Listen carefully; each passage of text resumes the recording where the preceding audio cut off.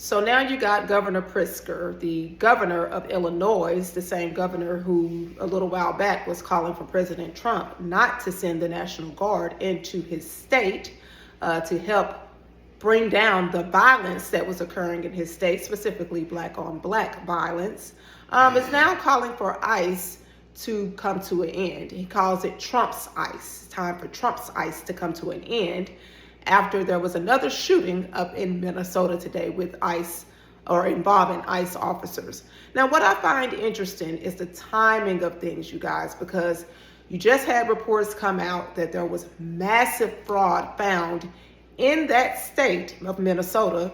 Reportedly billions upon billions of dollars of our taxpayer money was being funneled through fake daycare businesses by Somalian immigrants. Now, it has also been reported that the governor there, Tim Walz, who they were going to try to make Kamala Harris's vice president, was aware of the fraud and had been aware of the fraud for some time, but decided not to do anything about it, probably because he himself was getting some form of kickback. But at any rate, you guys, all of this is just to take the attention away from the fraud. It's interesting how you had these two shootings now that have occurred in the same state where that fraud has been found. And of course, the media, the bought and paid for liberal media, is going to run coverage for their masters. Okay, I'm sure they haven't talked much about the fraud, but they're constantly running this narrative in the media about ICE being, a threat to the public. Now, if you want to know what a peaceful protest is, let's go back into history.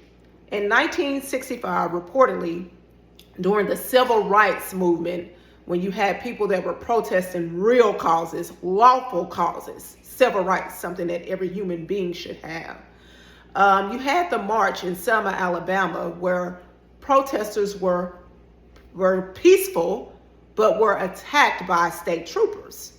Okay, in that case, you could say, okay, this is unjust, this is wrong. They weren't doing anything to provoke a situation. They weren't interfering with law enforcement. They gathered together to peacefully protest a civil cause.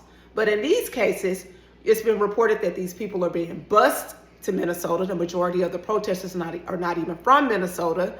Okay, they're being paid reportedly to go and protest, and then they're interfering with law enforcement. So you're there to provoke, you're there to create chaos. You're there so that the bought and paid for liberal media can get their little snippets and run coverage to try to sway the public that this is something that's wrong. Now, for Pritzker to say that this is Trump's ICE, okay, ICE was around before Trump. You have President Clinton, who reportedly used ICE to deport around 12 million illegal immigrants. You had Bush, who reportedly used ICE to deport around 10 million illegal immigrants. Obama reportedly used ICE to deport around 5 million, and Trump is just around 2 million. Okay, and out of all those presidents, now it's a problem with ICE, because if you look at it, the reason why they're going so hard at trying to keep these illegal immigrants here, which is the reason why they allowed them to come in, is because they have lost a lot of their voter base, because people have awakened to what the Democrat Party is, which is a corrupt cabal of crooks. So they need these people to come in to get their votes. And that's the reason why they don't want voter ID as well.